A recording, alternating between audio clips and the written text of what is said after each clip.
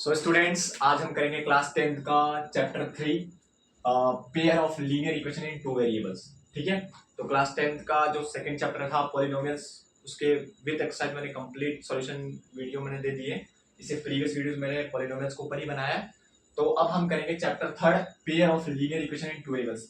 सबसे पहले इसके जितने भी कॉन्सेप्ट्स हैं, डिटेल कॉन्सेप्ट्स को हम इस वीडियो के अंदर पढ़ने वाले हैं। ठीक है, तो स्टार्ट करते हैं। यहाँ पे देखो, यहाँ पर pair of linear equation in two variables का मतलब ये है, पेयर का मतलब क्या होता है? जोड़ा।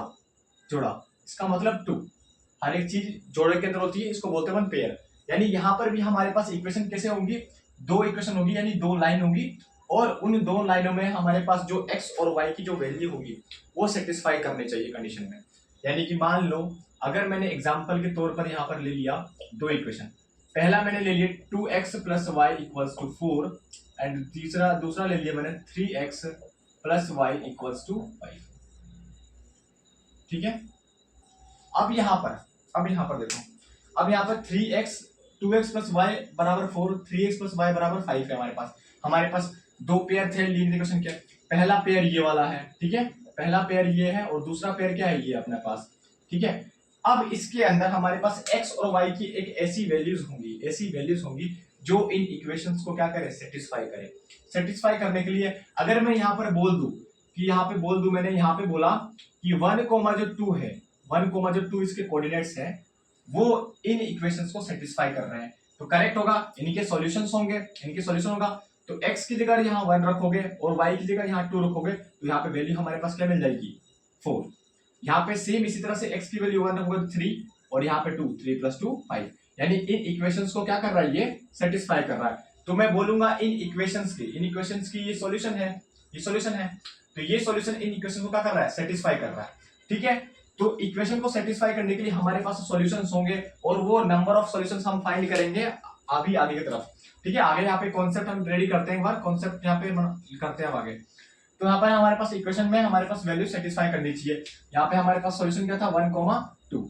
अब देखो यहाँ पे आगे, अब यहाँ से हमारे पास जो इसका जनरल फॉर्म होता है लीनियर इक्वेशन के, जो जनरल फॉर्म होता है, वो जनरल फॉर्म क्या होता है? यहाँ पे जनरल फॉर्म क्या होता है? यहाँ पे जो जनरल फॉर्म होता है वो होता है यहाँ पे a1x plus b1y plus c1 is equals to 0। इसी तरह से दूसरी इक्वेशन के लिए, दूसरी लाइन के लिए a2x plus b2y plus c2 is equals to 0। ये हमारे पास पेयर ऑफ लाइंस होती है। ये फर्स्ट लाइन, लाइन 1, और ये सेकंड लाइन, और इन्हीं को पेयर ऑफ लाइंस कहते हैं। अब यहाँ से हमारे पास a1 है, a2 है, इसके अलावा b1 है और b2 है, इसके अलावा c1 है और c2। ठीक है, अब मैं अगर बोलूं, अब मैं यहाँ पर अगर कोई इक्वेशन ले लूं, जैसे मान लो मैंने यहाँ पर ये इक्वेशन लिखी। अब मैंने कहा कि यहाँ से a1 b1 c1 और c2 की वैल्यू लिखनी है। यहाँ से a1 a2 और b1 b2 और c1 c2 की वैल्यू लिखनी है। हमारे पास इक्वेशन क्या है? यहाँ पर 2x प्लस 3y और इक्वल में 4। तो हमें इस जनरल फॉर्म के हिसाब से a1x plus b1y plus c1 बराबर जो 0 है, इस हिसाब से इसको लिखना पड़ेगा यहाँ पर। तो अगर मैं इस 4 को इधर लेकर आऊंगा तो क्या हो जाएगा? ये 2x प्लस 3y, और ये जब इधर आएगा तो क्या हो जाएगा? माइनस का 4 इक्वल्स टू 0। इसके बाद सेम इस सेकेंड इक्वेशन के लिए यहाँ पर 3x प्लस y है, यहाँ पे 3x plus y equals to 5 है। इसको वापस इधर लेकर आओगे तो क्या हो जाएगा? 3x प्लस y माइनस के 5 इक्वल्स टू 0। यानी हमारे पास ये जनरल फॉर्म बन गई इस लाइन के लिए, इस इक्वेशन के लिए, और ये जनरल फॉर्म बन गई दूसरी इक्वेशन के लिए। अब यहाँ से हम वैल्यूज को आसानी से लिख सकते हैं। अगर मैं यहाँ से पूछ लूँ कि a1 की वैल्यू कितनी होगी, तो a1 की वैल्यू यहाँ से क्या हो जाएगी? 2। अगर मैं बोलूँ a2 की वैल्यू क्या हो जाएगी यहाँ से, तो इस सेकंड इक्वेशन में a2 की वैल्यू, यानी हमें इन दोनों इक्वेशन को इससे कंपेयर कर रहे हैं, इस इक्वेशन से, इस जनरल फॉर्म से कंपेयर कर रहे हैं। तो यहाँ से a1 की वैल्यू क्या हो गई? 2, और a2 की वैल्यू क्या हो जाएगी? यहाँ से 3। इसके बाद सेम ऐसे ही मैंने अगर पूछा कि b1 की वैल्यू क्या होगी, b1 की वैल्यू यहाँ से क्या है? 3 है, तो यहाँ पे 3 आ गया। फिर मैंने कहा b2 की वैल्यू क्या है, तो b2 की वैल्यू यहाँ पे क्या है? यहाँ पे y का कोएफिशिएंट 1 है, तो यहाँ पे 1 लिखोगे। ठीक है, और साइन का ध्यान रखना है। यहाँ पे इसके बाद क्या है? c1 की वैल्यू कितनी है इसमें? माइनस के 4, c2 की वैल्यू कितनी है इसमें? माइनस के 5, तो माइनस के 5। तो इस तरह से हमने इस जनरल फॉर्म से कंपेयर करके इन लाइंस में से क्या निकाल लिया? a1 a2 b1 b2 c1 c2 की वैल्यूज निकाल ली। तो हमें वैल्यूज को इस तरह से निकालना है, ठीक है। तो यहाँ से A1 कंपेयर करने के बाद हमने A1 और B1 C1 और A2 B2 C2 की वैल्यू निकाल ली। देन इसके बाद इन लाइंस के कुछ कॉन्सेप्ट्स अभी करने वाले हैं कि कौन सी लाइन पैरेलल है, कौन सी लाइन इंटरसेक्टिंग है, कौन सी लाइन कोइंसिडेंट है। यानी इसके दो मेथड्स हैं, पहला हम एल्जेब्रिक मेथड और दूसरा हम अभी क्या करने वाले हैं, एक ग्राफिकल मेथड। तो पहला मैं एक ग्राफिकल मेथड से सॉल्यूशन निकाल के दिखाता हूं। अभी ग्राफिकल मेथड का यूज कैसे करते हैं हमें इक्वेशन को सॉल्व करने के लिए, वो बता रहा हूं। तो ग्राफिकल मेथड यूज करने के लिए देखो हमने जनरल फॉर्म पढ़ लिया यहाँ पे, अब ग्राफिकल मेथड एक बार यूज करते हैं। ग्राफिकल मेथड के लिए हमें करना क्या होगा, यहाँ पे ग्राफिकल मेथड में हमें एक्स और वाई की वैल्यू लेट करनी है और इनके दो दो कोऑर्डिनेट्स निकालने हैं और उन कोऑर्डिनेट्स को क्या करोगे, उस पर पुट कर दोगे। अभी जो ये इक्वेशन थी, ये जो इक्वेशन है यहाँ पर, इस इक्वेशन को या तो इन लाइंस को हम पेयर कहते हैं, या इनको कोई सिस्टम कहते हैं, या फिर इनको क्या कहते हैं अपन,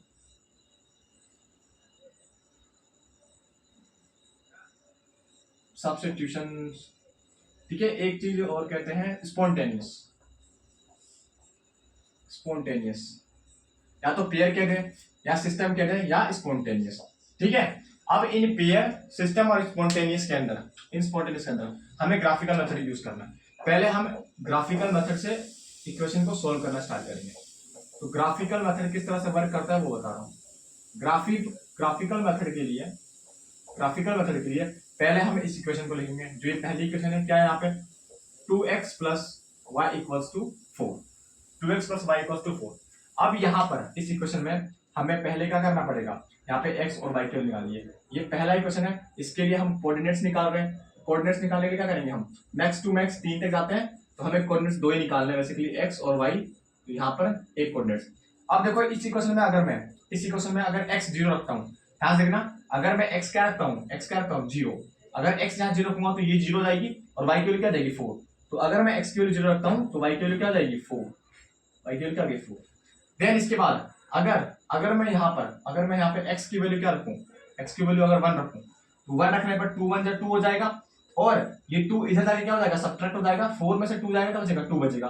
तो y की वैल्यू क्या जाएगी, अगर x की वैल्यू 1 रखता हूँ तो y की वैल्यू क्या आ गई, यहाँ पे 2 आ गई, ठीक है। फिर सेम काम मुझे सेकंड इक्वेशन के लिए करना है। सेकंड इक्वेशन यहाँ पे मेरे पास क्या है, 3x plus y equals to क्या है यहाँ पे 5, ठीक है। ये मेरी सेकंड इक्वेशन है। अगर मुझे इसके लिए भी कोऑर्डिनेट्स निकालने हैं, इसके लिए क्या करना है, कोऑर्डिनेट्स निकालने हैं। कोऑर्डिनेट्स निकालने के लिए क्या करूंगा, वही सेम चीज, हमें x और x की वैल्यू सेट करनी है। अगर मैं x यहाँ पर 0 रखता हूँ, यहाँ से देखना x की वैल्यू अगर मैं 0 रखता हूँ तो x की वैल्यू 0 रखने में क्या होगा, ये वैल्यू 0 जाएगी और y की वैल्यू कितनी आएगी, 5 आ जाएगी। तो 0 रखने पे क्या आ गया 5। देन इसके बाद यहाँ पर अगर मैं x की वैल्यू यहाँ पे 1 रखूँ तो 3 1 जा 3 और 3 इधर जाके क्या हो जाएगा, इससे सब्ट्रैक्ट हो जाएगा, तो 5 माइनस 3 क्या जाएगा 2। तो अगर मैं यहाँ x1 रखता हूँ तो y की वैल्यू कितनी जाएगी 2, ठीक है। तो इस तरह से मैंने यहाँ वैल्यूज रखी, ठीक है। यहाँ पर वैल्यूज बेसिकली लेट कर लेनी है। तो यहाँ पर कोई ऐसी डिजिट आनी चाहिए जो हमें प्लॉट करने में आसान हो, यानी ग्राफ पे अगर हम इसको प्लॉट करेंगे तो वो इजी रहे हमारे लिए, ठीक है। तो इसके लिए हम सॉल्यूशन निकाल रहे हैं इन इक्वेशंस के लिए। अब इसके बाद हमारे पास ये कोऑर्डिनेट्स आ चुके हैं। पहले इक्वेशन के लिए जो कोऑर्डिनेट्स आए मेरे पास, वो क्या है, एक तो आया 0,1 और दूसरा क्या आया मेरे पास, दूसरा आया 4,2। सॉरी यहाँ पे एक कोऑर्डिनेट्स आया 0,4 और एक आया 1,2। इसके बाद सेकंड वाले के लिए क्या है मेरे पास 0,5 और एक 1,2। अब इन कोऑर्डिनेट्स को मुझे क्या करना है, प्लॉट करना है, और जहां पर ये पॉइंट्स आपस में मिल रहे हो या पैरेलल आ रही हो या इंटरसेक्ट कर रहे होंगे, वो पॉइंट क्या होगा मेरे लिए, वहां पर मेरा सॉल्यूशन होगा फाइनल। अब इससे पहले मैं इसको सॉल्व करके दिखाता हूँ। यहाँ पे जैसे मैंने ग्राफ बनाया, इसको कर लिया, यहाँ पे देखो, यहाँ पे मैं इरेज कर रहा हूँ। इसके बाद मुझे बस इन कोऑर्डिनेट्स की सही जरूरत है, ठीक है। तो हमें इन कोऑर्डिनेट्स की हेल्प से क्या करना, अभी एक सॉल्यूशन फाइंड करना है। मैंने देखो यहाँ पर ग्राफ बनाया, इस तरीके से एक ग्राफ ड्रॉ करने के बाद मैंने इनमें वैल्यूज रखी। यहाँ पर 0 ओरिजिन इसका 1 2 3 4 5, इस तरह से 1 2 3 4 5, ठीक है। फिर सेम इधर ही, इसमें माइनस वैल्यू है नहीं तो मैं माइनस ज़्यादा ले लूँगा, ठीक है। यहाँ पे 3 आ गया, देन -1 -2 -3 -4। अब देखो यहाँ पे पहला कोऑर्डिनेट 0,4, 0 यहाँ पे है और 4 कहाँ पे, यहाँ पे, मतलब पहला एक कोऑर्डिनेट यहाँ बनेगा 0,4 के पास, 0,4 के पास। ठीक है, अब यहाँ पर 1,2, 1,2 देखो 1,2 कहाँ होगा, अब 1,2 यहाँ पे मेरे पास 1 ये रहा, x में ये 1 ये रहा और 2 ऊपर ये रहा, यानी यहाँ पर। ठीक है, 1,2, अगर ये लाइन मिल रही है आपस में तो इनको मिला दो। ठीक है, ये एग्जैक्ट मिल ले रही है यहाँ से,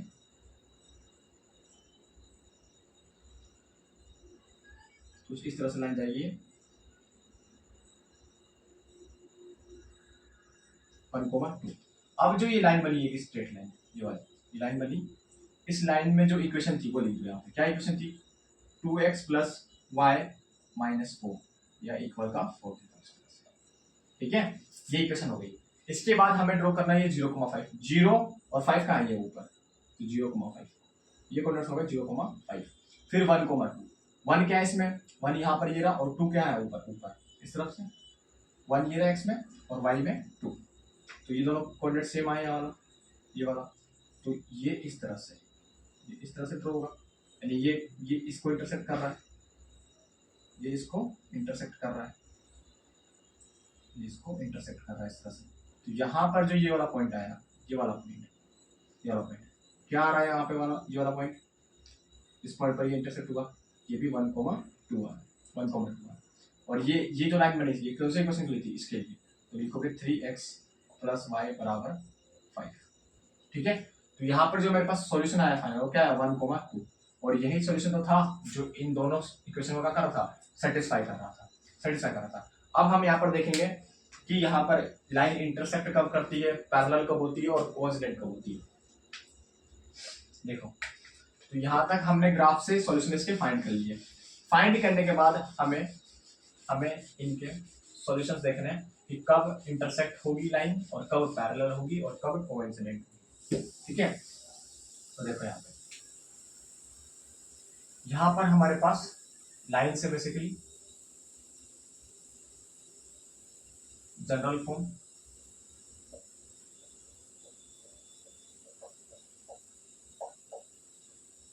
फॉर्म क्या होती है हमारे पास, a1x + b1y + c1 = 0। फिर सेम ऐसे ही a2x + b2y + c2 = 0, इस तरह से। ठीक है, अब हमारे पास ये लाइन हो गई। अब इसके अंदर इन लाइंस के अंदर हमारे पास दो मेथड, तो पहला हम पढ़ेंगे एल्जेब्रिक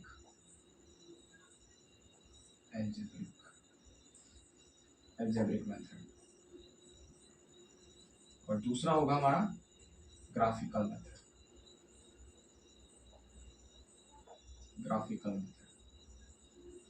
एल्जेब्रिक मेथड और ग्राफिकल मेथड।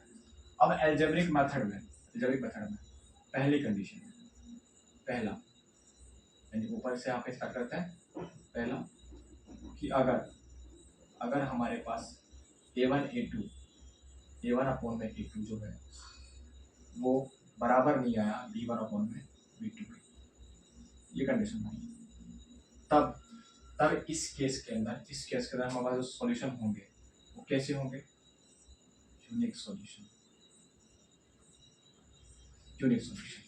ठीक है, फिर ये फर्स्ट है यहाँ पे, इसके बाद देखो सेकेंड, इसके बाद सेकेंड यहाँ पर यूनिक सॉल्यूशन आ गया।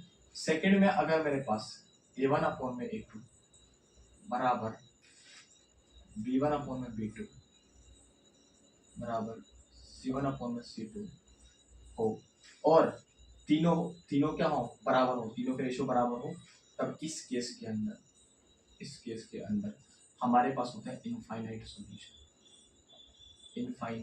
सॉल्यूशन। फिर इसी का तीसरा केस मैं इधर लिख देता हूँ। ठीक है, थर्ड केस मैं इस तरफ लिख रहा हूँ कि उधर दिखेगा नहीं यहाँ पे। तो यहाँ पे थर्ड केस के अंदर अगर a1/a2 बराबर हो b1/b2 लेकिन बराबर नहीं हो c1/c2 के, थर्ड केस तब क्या होगा यहाँ पे, नो सॉल्यूशन।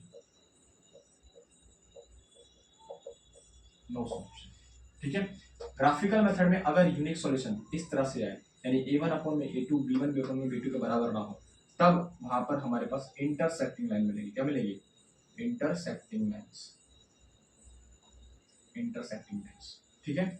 फिर इसके बाद इनफाइनाइट सॉल्यूशन के अंदर अगर अगर इस तरह से बराबर हो, तब यहाँ पर हमारे पास जो लाइन मिलेगी वो मिलेगी कोइंसिडेंट लाइंस, कोइंसिडेंट लाइंस। इसके बाद अगर नो सॉल्यूशन हुआ तो वहां पर क्या होगी? यहाँ पर होगा parallel, parallel lines, parallel lines, ठीक है। अब एक चीज और ध्यान रखना है, एक चीज और। अब यहाँ पर जो ये दोनों है, अगर अगर सॉल्यूशन है यहाँ पे, या तो यूनिक सॉल्यूशन एक सॉल्यूशन मिल रहा हो या इनफाइनाइट सॉल्यूशन मिल रहा हो। अगर सॉल्यूशन हमें मिल रहा है, इक्वेशन का अगर हमें सॉल्यूशन मिल रहा है, तब वो कैसा होगा? तब वो होगा कंसिस्टेंट। तब वो कैसा होगा? तब वो जो सिस्टम होगा वो कैसा होगा? कंसिस्टेंट होगा। सिस्टम बोल लो, सिस्टम कैसा होगा? कंसिस्टेंट सिस्टम होगा, कंसिस्टेंट सिस्टम होगा। और अगर अगर सॉल्यूशन क्या हो? सॉल्यूशन ना हो, उसके इक्वेशन की सॉल्यूशन ना हो, तब वो कैसा होगा? इनकंसिस्टेंट सिस्टम होगा, इनकंसिस्टेंट सिस्टम होगा, इनकंसिस्टेंट सिस्टम। अभी जो इससे पहले मैंने जो एग्जांपल लिया था, यानी कि जो मैंने एग्जांपल यहाँ पे ले रखा था 2x plus y equals to 4 और 3x plus y equals to 5, ठीक है। और इसके सॉल्यूशन आया था 1,2। तब इस केस में हमने हमारी जो लाइन थी वो इंटरसेक्ट कर रही थी। क्या कर रही थी? इंटरसेक्ट कर रही थी। इसका रीजन क्या था यहाँ पे? इसका रीजन यही था कि यहाँ पे जो a1 a2 था, अगर मैं इससे डिनोट किया तो a1 a2 क्या आएगा? देखो a1 यहाँ से 2 है और a2 क्या है? यहाँ पे 3 है, इक्वल। यहाँ पे क्या है? 1 1 और यहाँ पे क्या है? 1। तो यहाँ पे a1 अपॉन में a2 क्या है? इसके बराबर नहीं आ रहा, मतलब ये वाली कंडीशन सेटिस्फाई हो रही है। तो अगर ये कंडीशन सेटिस्फाई हो तो क्या होगा? इंटरसेक्टिंग लाइन्स होगी। क्या होगी? इंटरसेक्टिंग लाइन्स हो रही थी। तो इसलिए हमारे जो ग्राफिकल मेथड में आया था, जो लाइन आई थी वो कैसे थी? इंटरसेक्ट होती थी, इंटरसेक्ट होती। तो ये हमारे pair of linear equation in two variables के क्या है? कुछ कॉन्सेप्ट्स हैं जिनको हम अभी अपने क्वेश्चंस पर अप्लाई करने वाले हैं। तो यहाँ पर इस वीडियो के अंदर मैंने चैप्टर 3 के जो पेयर ऑफ लीनियर इक्वेशन है, इसको डिटेल कॉन्सेप्ट से समझा दिया है। अब हम इनके क्वेश्चंस को क्या करेंगे? इनके जो एनसीईआरटी के जो एक्सरसाइज है उनको स्टार्ट करेंगे। तो नेक्स्ट वीडियो के अंदर हम एक्सरसाइज 3.1 को स्टार्ट करेंगे, उनके डिटेल सॉल्यूशंस देखेंगे, ठीक है।